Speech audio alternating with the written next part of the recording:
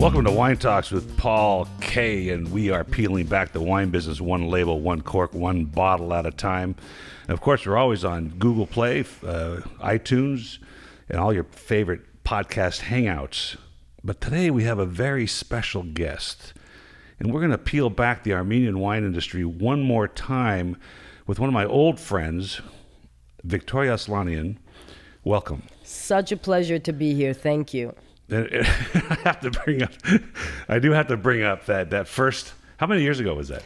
I recall it very well. It must have been 2013 or 14 at best. So at least a good 5-6 years ago. That was our first video podcast. Not only our first, but one of my first. So I was an amateur, to say the least. Super nervous. I watched it a few years ago, actually a few weeks ago.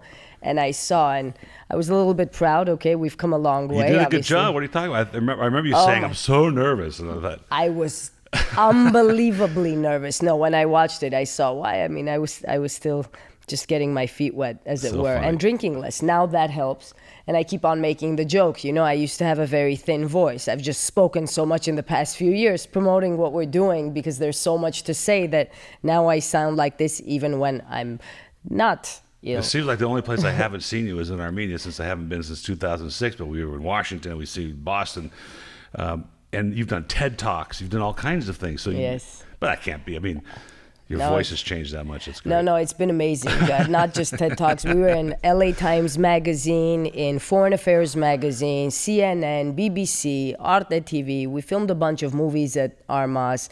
We've been traveling the world promoting this amazing thing. It truly is the renaissance of Armenian wine, and it has such potential. And you know, most people are looking for something old and something new, and you couldn't make up a better story in terms of what we have in reality in Armenia. Well, I want to peel that back. Of the historic world of wine, old world of wine. We're going to push those buttons one at a time. Okay. Because if I don't, you're going to run. You're going to take off for another hour, and we're going to the whole history. But I want to sort of piece it out a little bit because your personal history is very interesting to me. Your family history. Your father was a hotelier. Among many other things. He was a serial entrepreneur, constructional engineer by education. Oh, by trade, wow. Yes, and then serial entrepreneur all throughout his life. But to this day, actually, now, especially once he saw that he could let go of the reins and let me handle everything, he handles the construction at ArmAs, and it is 450-acre estate, and we have world-class winery and distillery, boutique hotel, lake, farm, greenhouse, event spaces, dried fruit production, etc., etc. So he loves to do that. And then I do the wine and business. But his original career, I only know very little. Is that he did have hotels in Russia among proper, other things, or yes. in Armenia? No, Russia. Proper, okay. Yes. So he was very much in the Is entertainment that where you were business. No, I was born in Armenia. Really? I moved to Los Angeles when I was 8. So from 8 to 26, I lived in the States. Most of the time in Los Angeles, but also in San Francisco while I was going to Berkeley, where I got my bachelor's. And then from 26 till now, so a little over 10 years, I've been living in Armenia, proudly so. Not a day have I regretted that move, as difficult as it was in the beginning. Sure. What year was that? 2009. April 2009, we moved to Armenia because just a year prior, we went to see what my father had done. And to be honest, I mean, it's a fantastic story because, and a very romantic one, really. When I told him, I said, Dad, you know, he would always say, and he's such a charming, young, handsome man. And he says, you know, there's only a few of us around. Yes, there are. Okay. Just a few. I'm looking for that next one. But anyway, we digressed. No. Like, right. I love weddings. That's why I keep having them. But anyway. Now that's a funny line. It is. I know. People love it, especially because it's funny, because it's true. But anyway, he always celebrates his 27th birthday, right? He says, I'm 27, I'm 27. And if you look at him, you're like, okay, that could fly. And so in 2007, I called him for his birthday. I happened to be in a different country at the time. And I said, Dad, you can no longer celebrate your 27th birthday. And he's like, why? Like, because you're going to be a grandpa. And he's like, oh, no. Okay. And then literally weeks later, just a few weeks, he says, you know what? I decided I'm moving to Armenia. I'm going to spend some time with grandma. I just want to hang out. And we're like, okay, dad is, tired of business suits and ties. Suddenly he wants to be in cowboy hats and anti-snake boots. It is what it is. He has a hobby. He says, I've been thinking of my grandfather a lot. So my great-grandfather was the original winemaker in our family. Aslanian shares the name with my father and in part with my son. So ArmAs is Aslanian. Good. Okay, that was one of my questions. Now we know. So he was the village winemaker in Nor Kharbert, very different capacity, like literally village winemaker. But my father has such fond memories, and to be honest, I remember that village of ours as well, where we spent time and we had the vines, and it was beautiful. But I had no idea that suddenly my father is going to say, well, I want to get into agriculture. Growing up with my father, it wasn't my impression that that's what he's into. But suddenly he dove into it. And again, we had no idea it was something on that scale. So about a year later, after my son is born, his first grandchild, his namesake, we say, okay, we want to christen our son in Armenia. So we go to Armenia, and one of these days, so let's go to the vineyards. At that point, it took literally 2 hours to get there because the roads were awful. Now it takes less than 40 minutes. Get where? To Aragazotn province, which where's that from downtown? So it's 40 kilometers northwest of our city capital, Yerevan. Right. So now the roads are perfect. So the main 30 road. miles. Yeah, exactly. Even less. The roads are perfect, and the last 4 or 5 miles we built ourselves so that our tourists arrive in class, no dust or anything. I mean, it's really perfect. It's very easy. Anyway, but the first day that we got there, so he had been working for a year now. More than 400,000 vines had been planted. What? Exactly. And when so, you were not there. Exactly. And so we get there, we were taking a day trip, and we're standing at the highest point in the estate, which is more than 1,350 meters above sea level. So a mile almost. Exactly. And in front of you, it's this stunning estate, these vineyards. It's just gorgeous, and it's planted to perfection. I mean, it's to perfection. And then on top of that, you have this magnanimous Mount Ararat just staring down at this gorgeous estate. And I just looked at my dad and I said, Dad, what did you do? All by yourself? While I was gone. Yeah, like all by yourself. And just, very just blasé. He's like, not by myself. With 400 farmers. Wow, right? But no problem. Exactly. Under his direct supervision, every single day he was there. And at that time, there was no irrigation, no drinking water, no electricity, no roads, no infrastructure whatsoever. Everything he established from zero. So when we saw that, to be honest, and I loved living in the States. I mean, I grew up here. Yeah, This is my hood, as it were.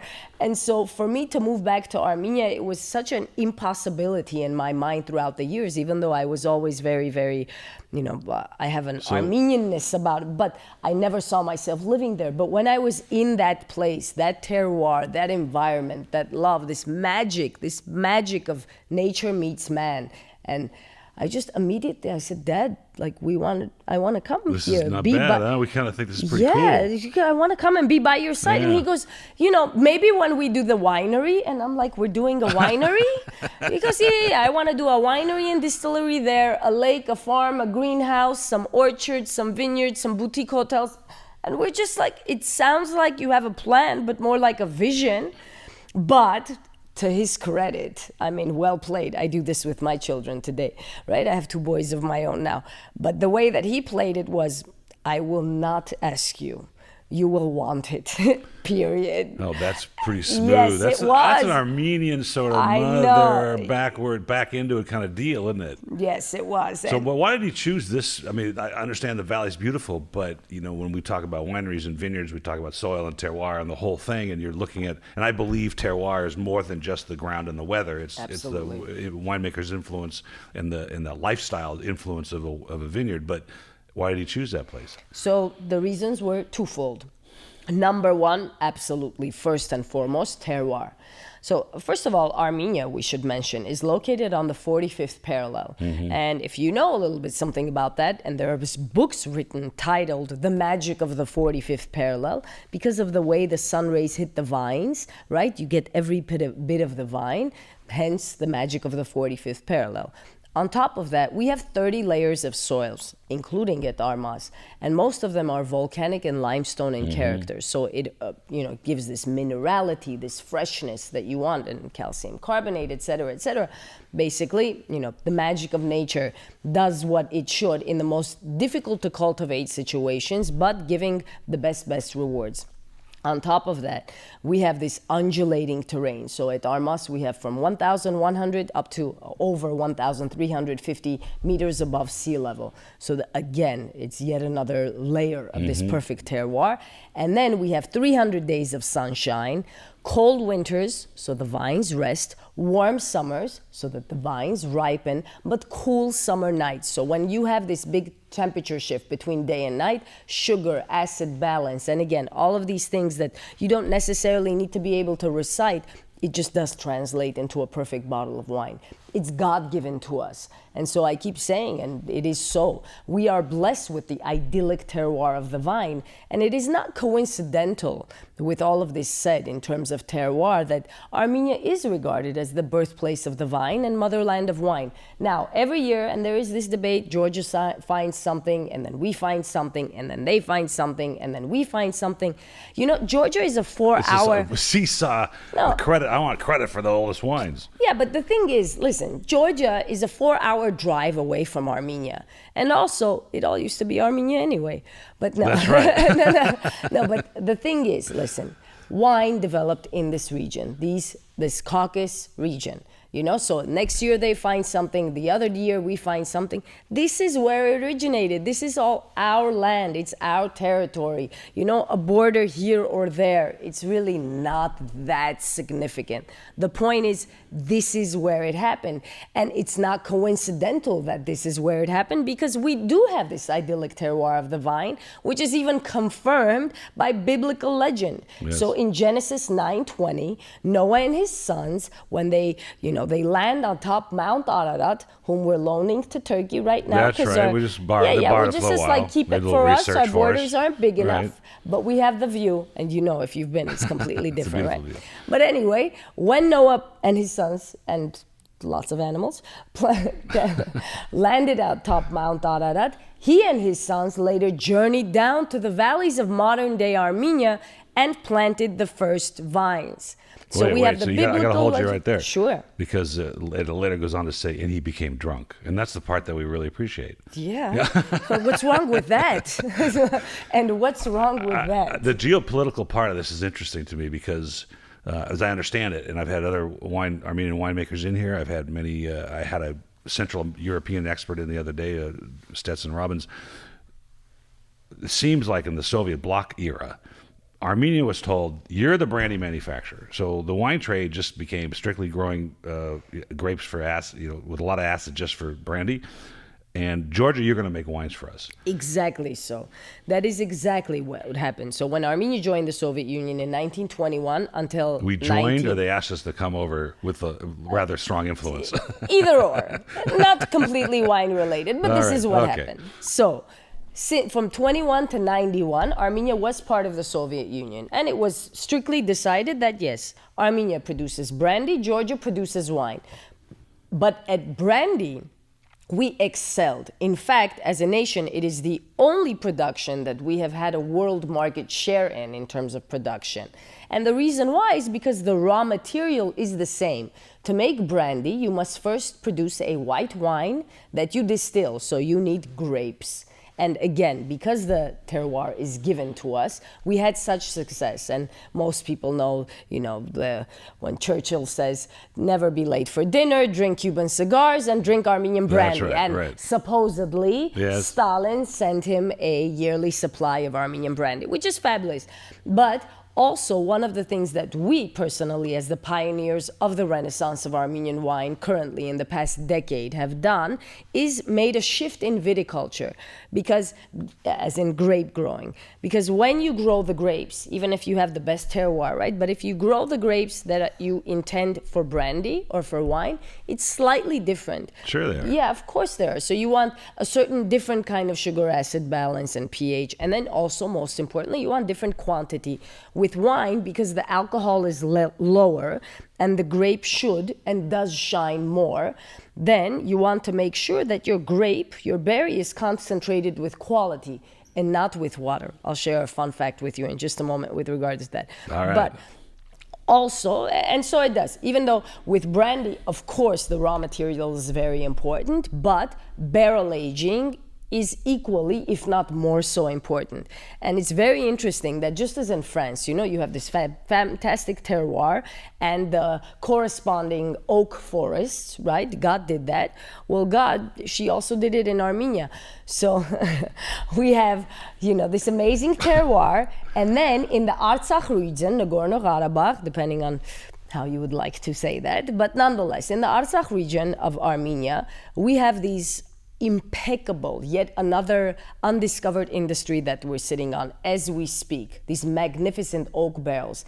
In fact, Pernod Ricard, who purchased the Ararat brandy factory in '93 for far less than was the amount, the cost of how much spirit. To replace it, right? How much spirit, just how much spirit they had in the barrels, they bought it for less than that. Of course, there was some corruption involved. But what, in Armenia? Nah, but we digress. I don't believe it. It's not Armenia so much as with a transitioning government. Yeah, of course. You know, it is what it is. Right. Nonetheless, Pernod Ricard owns Ararat Brandy Factory. Okay, and Ararat Brandy Factory in Armenia is actually one of their best businesses of export and brandy it's like production downtown throughout the too, world. isn't it? Yeah, absolutely, Yeah. it's everywhere. Good for them.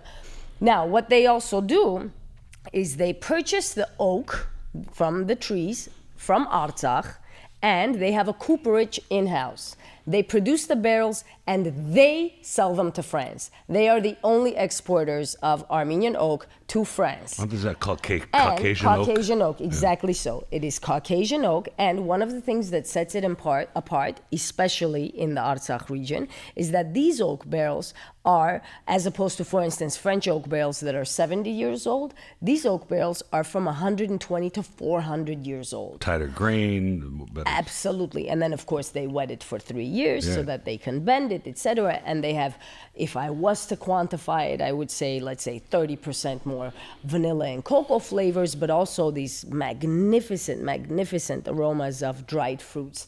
I mean, and I proudly say I have yet to meet a brandy maker or a winemaker that has experience with both French and Armenian oak that doesn't prefer the Armenian oak. It's really, really magnificent. So we're using that both for wine and for brandy. In the first years at ArmAs, we purchased so much from Limoges, from different areas in France. We even had some American oak, Hungarian oak, Slovenian oak, just to see what's going to work best. Because, when you have a long-term vision, there's also a lot of trial and error or trial. Well, it's not an exact involved. science. We know that, right? That's it. You see what works. Let's talk about that for a second. You brought some wines today. Some that I have not tasted. We've tasted, I don't know how many vintages. What was your first vintage? 2012. And what number crop was that? Your fourth or fifth crop? Or did you make it from the first crop? No, not from the first one. Actually, the first one was supposed to be 2011. In 5 minutes, we lost 800 tons, which is like 1.6 million pounds. Some kind of natural grapes. disaster of Yes, some sort? some kind of hailstorms, like fist-sized hail. And nothing of the like had happened in that region in 40 years at least, and we know this because we had examined 40 years of meteorological reports, including rain, snow, wind, hail, but just to the ground. But looking at the glass half full, as you should in big business or in life, but thank goodness. Bottle half full. Yeah, no, bottle, right? Exactly. But if that were to happen, And it did. We're glad it happened in 2011 and not in 2012, when we were relying on our estate-grown grapes to make our estate-bottled wines. Yes. So on any wine bottle, when it says estate-bottled, as most people in the industry know, it means if it's a better quality, and it means it's slightly higher price point, because if it's estate-bottled, it means the grapes and the winery are in the same area. So the grapes don't travel. As the grapes travel, they decrease in quality. And so estate-bottled grapes that you pick the grapes and take them to the winery are of better quality and hence more expensive. Now, because this happened in 2011 and we were going to sell all of our grapes but reinvest into our world-class winery that was at that moment being constructed and built by Italian crews, who 35 of them lived in Armenia for 4 years. 2 years for construction, 2 years for ongoing trainings. We built a boutique hotel for them, right? But we wanted to make estate bottled wines, with the exception of one, the Armenia, I'll talk about later. But in 2011, when this happened, and as you can imagine, it was devastating. 1.6 million pounds of grapes on the floor, trash, that's it, your first yield. On the vine when the hail came? Like a month before harvest. Wow. It was devastating. Like wiped out the whole crop. It did. We did not have a single grape to pick that year. I've seen vines stripped of color, stripped of grapes, stripped of leaves, stripped of everything because of hail. Is that what it looked like? That's, yeah, just even sticks. worse. And then we didn't see my dad for like a week. He just kind of disappeared. Did you go into depression or something? Yes, or something. I mean, he's a private man, so he doesn't let us see that. So he just kind of disappeared. But then, when he came back, as it were, I mean, we were very upset. Yeah, it was great. We missed him. But anyway, when he did come back, the first thing that he did was, it was like, okay, seriously, glass half full. Whether it's global warming or the way the weather tides are going or whatever it is, this happened. It hadn't happened before, and this happened. How will we, shield ourselves from having this affect us? Not happen again. We can't affect the... You can't fix that part. No, but how will we shield ourselves from having it affect us next time? So immediately, like he came back, he took his moment, he came back and he said, okay, 3 anti-hail mechanisms to cover this 450-acre estate. Now, this was invented during the Soviet Union, produced in Armenia to date, as we speak. Very effective if you use it properly. You put the best gas, you service it. So basically what happens is you shoot a small propane gas way high up into the cloud. It disperses the cloud. It doesn't affect your crop. It's all good, to say the least. How high is way up high? It's way up. It's a couple of 100 feet. Then the way that we know when it's a hail cloud, first of all, is the smell of it, because the ozone comes down. And secondly, it's these dark gray ominous clouds. And you're like, okay, we know it's... And sometimes, just in cases, this is one of my favorite from Love Actually, remember? Just in cases. Okay. Anyway, so because you learned English, yes. Yeah, just in cases. She speaks pretty good English. Yeah, that's great. Anyway, so we do that, and it works, right? And the reason why we didn't do nets, which is something that's done in both Napa Valley in certain areas and in Europe as well. Because most people don't realize, very, very few producers, even the best, the top high-end producers in the world, they do not have their own vineyards. And if they do, it's a very, very small crew area, maybe 10 hectares, maybe a little bit more.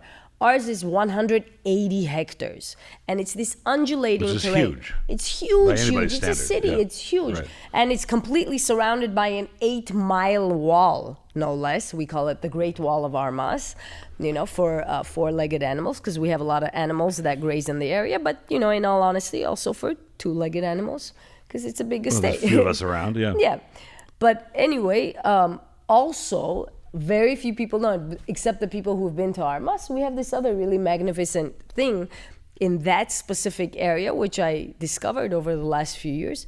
We have these magnificent birds. These birds that are... But the wall's not going to keep the birds out, is it? No, but what I'm saying, of course not. No, but we have these very, very unique birds that, in fact, some people who are into that, I'm not very familiar with it, to be honest, but people who are in the bird watching industry or who are, were lovers of that, they would tell us like, oh my goodness, do you know what you can do? And I've noticed just by seeing how beautiful they are, like these birds are just wow. And if we had the nets, what happens is these birds go inside, they get stuck, and it's not good for anyone. Well, that's interesting. Not the grapes, not the birds. Thing. So we decided that nets rather, is not the best way for us, especially because it's gigantic, and for one other reason. So number one, because it's huge to take off and put on, is so much work. Number two, birds, and number three, Armenia still, which makes it, never a dull moment, but for instance, in 2014, April 30th, so it's the height of spring, okay? April 30th, it snows. It doesn't like drizzle snow. It snows like 2 meters high. It Really? snows. Wow. Like, it was unbelievable. That year, everyone in the country lost the apricots, and we had half the yield in grapes, but fantastic quality, fantastic. But what I'm saying is, if we had those nets on, which we would have during that season, it would have toppled the vines. So we're very happy with the solution that we found, suffice it to say. I want to move to opening another bottle of wine so that she can continue her quest for the perfect bottle of Armenian wine. Thank you. We were there in 2006. It was a very rustic trip in the sense of the lifestyle was still post-Soviet. The winery we visited, the 2 or 3, the wines were really awful. And I know that so much has changed. The lifestyle has become very Parisian, very European. I know that there's more wineries. Even in America, I think we talked about this briefly before, we are starting to see Armenian wines come through main distribution channels, not just ethnic distributors with foods and pomegranate wine, but with Garber & Associates has the Karasi, Chamber & Chamber has one of the brands. Kush is being sold through Garber. So tell me what's going on in Yerevan proper, this European culture, with wine bars and wine and almost a wine area, and then the culture of the wine industry, because you have to be one of the first. Yeah, we are. So what's happening in Yerevan, which is the capital of Armenia for the listeners? Absolutely. So we are very, very proud to be among the pioneers and the very leading pioneers of leading this renaissance of our Armenian wine, because it is truly a rebirth from antiquity, not just the biblical legend that I was speaking of, or even the archaeological facts such as world's oldest winery discovered in 2007. It's 6,100 years old, carbon dated, remnants of grape seeds that proves the Vitis vinifera, so the wild grape, the wild grape and the Vitis vinifera all originated in this area. Greek historians like Herodotus, Strabo, Xenophon, who speak of this very rich wine culture and trade that we used to have active on the Silk Route. Anyway, we're bringing it back using our terroir and modern investment. Now, in so doing, of course, we have certainly enlivened the wine culture, not just locally, but also internationally. So just per capita consumption, we have more than doubled it in the past 5 years, even though the first 5 years was far more difficult in terms of everything, export, doubled the per capita consumption. Absolutely, okay, and also doubled the exports. And finally, and we're very proud to say, actually, Russia happened to be our one of the very last markets that we kind of approached, because we wanted to make a mark on the wine world where wine was drank, where we could really show people who understand and love wine what's happening in Armenia. And so it was USA, Canada, Japan, all over Europe, even Thailand, UK, now also Russia, etc. So currently we work continuously with 10 countries, but we've exported to 16 thus far. Now, of course, it's not just ArmAs, but we're very happy to open some big doors for a lot of other people, including the ones that you mentioned, and us too. We work with a very reputable distributor in the UK and also in Boston, completely outside of the Armenian market, even though the diasporan market certainly has helped us. It's a great way to kind of get your foot in the door. But what we're doing, absolutely, yes, we are showcasing the best of native grape variety wines from Armenia, from the epicenter of the historical world of wine. But these wines are, created to appeal to the international palate. It has history, heritage, it's elegance, and they're different, but also something you expect from a fine wine. So it's very, very exciting to be part of that. At ArmAs specifically, by the way, over the last few years, we've had the king and queen of Belgium and the entire royal family of Belgium who spent the day there, because they chose this winery as the best examples of what's happening in the world in terms of change. We've had Jacqueline Bisset, the very famous actress. We've had the famed jeweler from Paris, from France, Jean Vendôme, visit, among many, many other. But of course, for us, every single guest, every single person is equally important, because it's yet another marker of what we're doing, and it's such a pleasure to share all of this with. Let me just stop you there a second. I could have sworn when I was there and tasting in 2006, so the wines are probably 2004. I could have sworn that these grapes, these indigenous grapes, because it seems like Armenia has almost as many grapes as Italy does, but I could have sworn they were Vitis Lambrusca, because the wines were just so bad that I thought, okay, they're not even using grapes that are properly. And for the listeners, the Vitis vinifera is the highest level of the Latin classification of grapes for making wine. I've read the translation today. I forgot what it was. So, but you said something very important that I want to dovetail off just for a minute. Because in America, first of all, we are suffering from this influx of crap. Yeah. Okay, just crap. 1 year old wines. I bring it up at almost every podcast because it's so important for the listener to know. And you said something that was very fascinating and very interesting in regards to these wines. They're elegant, for one, and I agree with that. And it's taken a few years for you to refine because one of the questions I'm going to ask you about is the oak aging in the Vosgahat. Then you said something about the terroir and the lifestyle, because I believe terroir is more than just the soil or weather. It's the lifestyle, it's the winemaker, it's the energy that you personally bring to the project. I couldn't agree with you more. And we have to educate the consumer that's what wine is about. That is. Juliana, you probably know her, Guila. She brought a bottle of wine. It's one of the most elegant things I think ever said, is that what other product can you take across the world and plop it on the desk and say, this is who we are? And the way you've crafted these wines is different than all the rest. It's ArmAs. This is who we are, and I want people to know. I'm paraphrasing for you. I'm putting words in your mouth. I want people to know who ArmAs is. And here's what we're doing, and here's our lifestyle, and here's who we are in Armenia. And we plop that bottle down, and we taste it, and we go, And that's what wine should be doing for you. It should not, I understand some people want just a good drinking wine at dinner time. That's great. Everybody wants that too. But when you sit down and you experience something like these wines, and you go, not Mars, Mars, right? So one of the things that fascinated me or intrigued me is you're taking Vosgahat and you're oak aging it. Whose idea was that, and when did you decide that Vosgahat could receive oak so well? Yeah.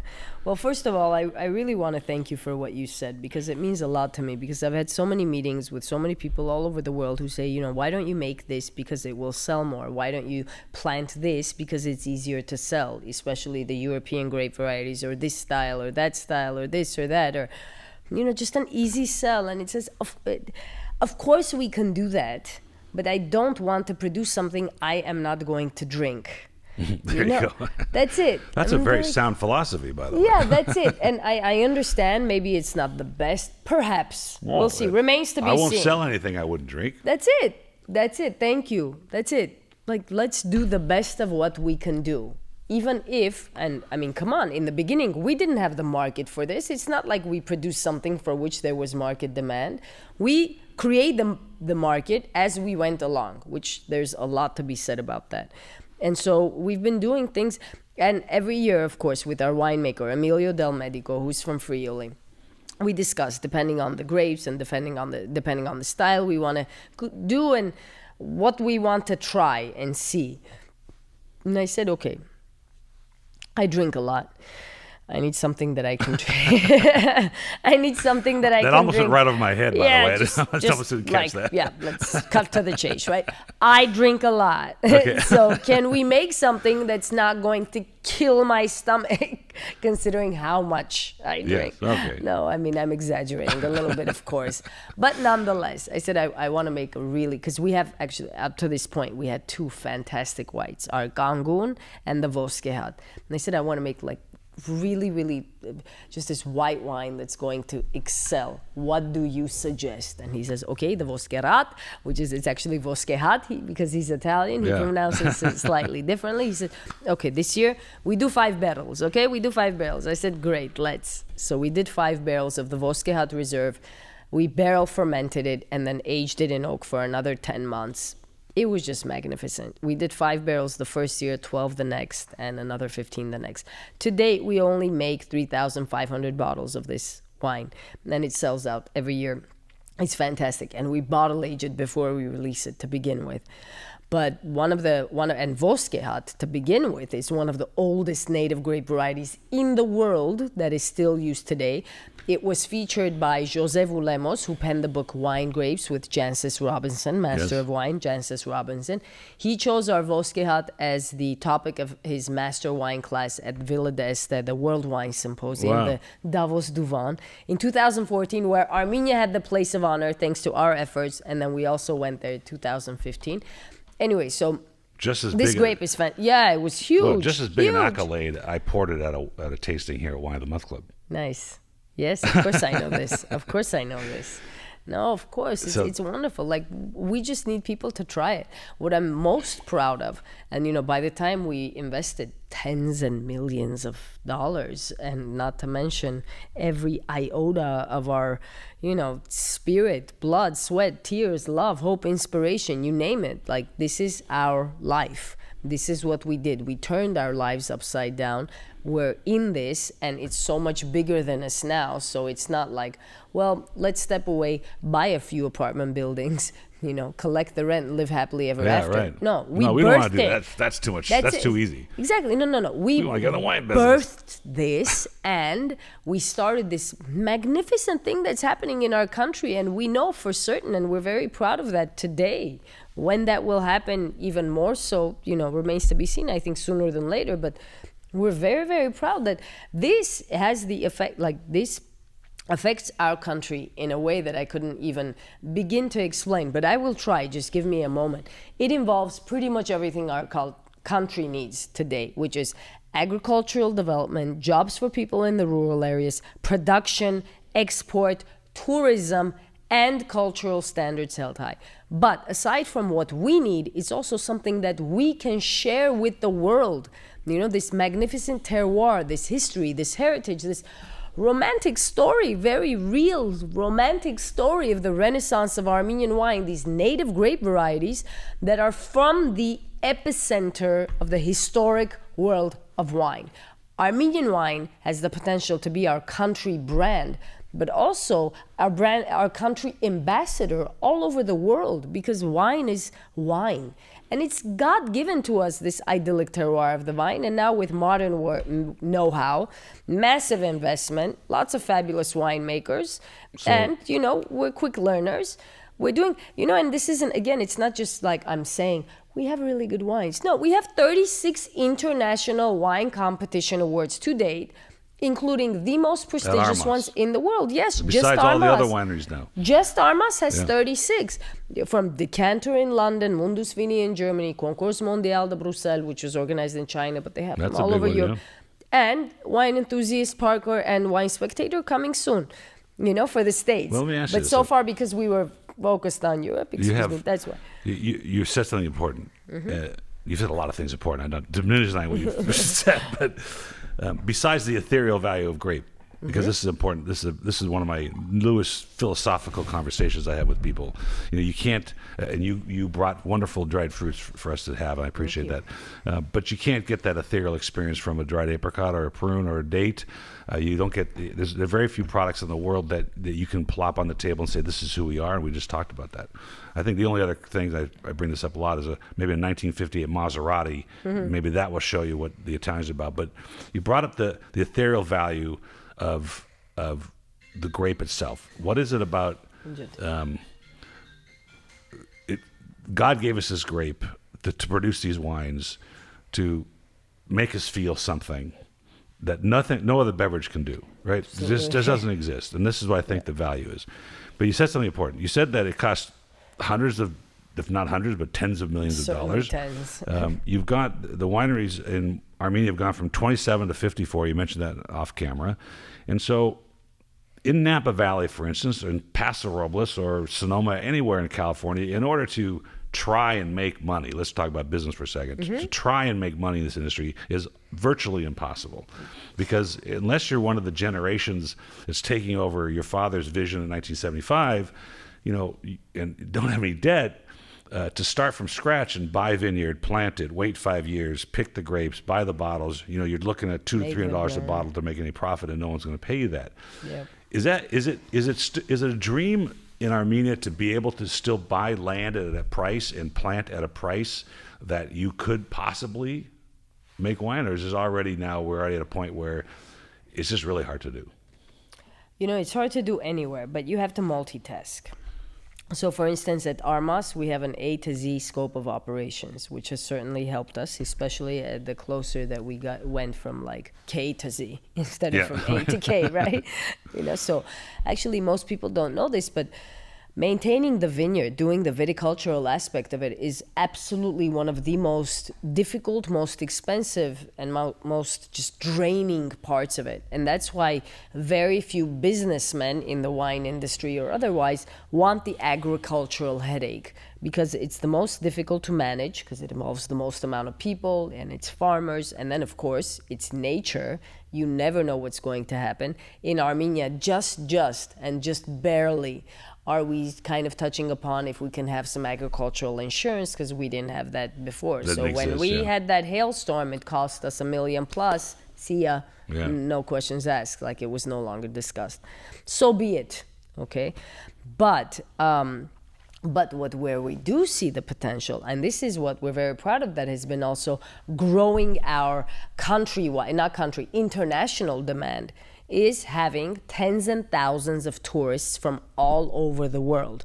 And aside from the tours, which is money today, if we're talking business, but also this is what has been creating market demand, which is completely the Napa Valley model. Sure. And as I mentioned, I did go to Berkeley, and to be honest, the first time my father visited me there, I said, Dad, there's this really cool place. Let's drive out to Napa Valley. And I'll never forget, to this day, I was just telling my coworker, like, I saw his face, like, He's just looking, cool, and I'm like, Dad, what are you thinking? He's like, oh, nothing. I realize now, but that's exactly what we've done in Armenia. So with these tourists, the reason why, because by the way, if I'm completely honest, no, I want you to lie to me. By the time we got to this, like, okay, we did the vineyards, we have this unbelievably expensive, to say the least, winery that we constructed, winery and distillery. Our operations costs are through the roof in every way, shape, and form. And then all of our packaging, we import, our corks, our bottles from France, etc. Just top of the line, everything. And you get to this point where you've invested tens of millions, and it's at least 5 to 8 times more what you had envisioned, which, when you're talking about millions, 5 to 8 times is a really big number, And then we said, okay, now we have to do this whole marketing thing, which, to put it out there, you need an unbelievable amount of money to be able to do that if you want to do it on a big scale. So we said, okay, no, we're going to just kind of slow it down a bit, just a tad, and also, as we've done with everything, get our feet wet, be so super involved so we understand that aspect of it, and then see where we're going to reinvest. But the main way that, again, we've actually exported to 14 countries. We work with 10 to this day today, like continuous orders. Yes. The way that that's happened is through our tourists. They come, they see, they demand, and these are the people who buy their wines, who buy our wines all over the world, be it in the States or Canada or Japan or many countries throughout Europe. So we're very, very proud of that. And also, aside from just tours, what we've been doing, and as I was mentioning, doubling the per capita consumption, what we've been doing both for tourists and for our, local market, because we have this stunning, just gorgeous estate. I couldn't state enough, and I'm so proud to say that no matter how much I say that, when you come, and I certainly hope that you do, you will be like, wow, didn't see that coming. Like, it's that beautiful. It really is that stunning and that inspiring. But what we also do, aside from our tours, where we give our tourists this experience of follow the path of the grape to the glass. So from the vineyards to the cellar to the tasting room. That's a great idea. History, heritage, viticulture, process, and then tastings, fun facts, you name it. Like, it's really Universal Studios wine tour, But it sounds like you're doing exactly what's necessary, but you're doing it. Even for myself, my job is to educate the consumer. You're hand selling basically the brand to the people that walk through the door, so that when they leave and they come back in their home countries, they're like, I had this wine in Armenia. I can't tell you how many texts I get and emails I get from people on vacation in another part of the world who send me pictures of the wines they're having at a restaurant. Yeah. And can you get this for me? This happens all the time. Yep. And and I'm going back to the business part of this conversation. That is a long, arduous sell, because you have to continually educate and make sure people understand who you are, so they remember you and move on. When they come back to their home country, they know who you are. And so if I was to go to Armenia today and find fertile land, now I know the last time I checked, it's around, 25,000, maybe 30,000 an acre to plant, just to plant. And you're dry farmed, right? So there's no irrigation? No, of course we have irrigation. You have irrigation? Absolutely no, because we have 300 days of sunshine and we don't have that much rain. Okay. No, because that rocky soil, irrigation is necessary. Okay. Absolutely so. So now you got to build the irrigation system. Yeah, so you do. You're talking, what would you know the average cost per acre to put it in? Yeah, it's about 100 to 150 depending on how. 1,000. Yeah. An acre or a hectare. Hectare. So hectare. About 40,000 an acre. At least 100,000. At least, if you want to. Okay, so I've got to invest, if I want just a modest 10-hectare farm, I've got to put in $1 million just to plant it. Now, I can't do anything with that vineyard until I wait at maybe least 4 years, or 5 years at least. and get a vintage. And those young grapes aren't going to make the greatest wine.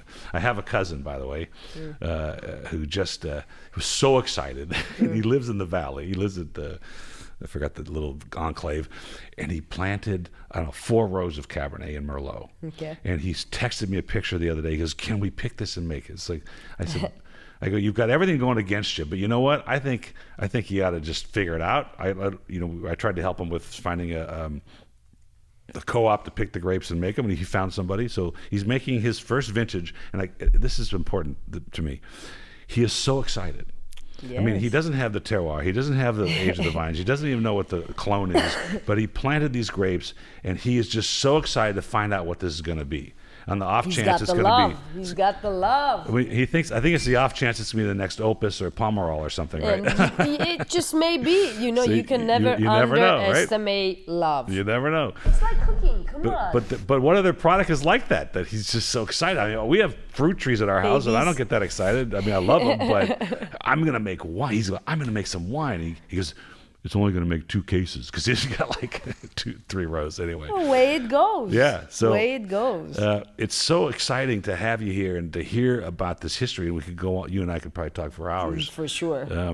But I'm just so proud to have known you from back in the day, so to speak, to have you on the show again. Thank you so much for having me, and I hope to be back here again. Au revoir, à bientôt. Cheers. Go nuts. Go nuts. Thank you. Excellent.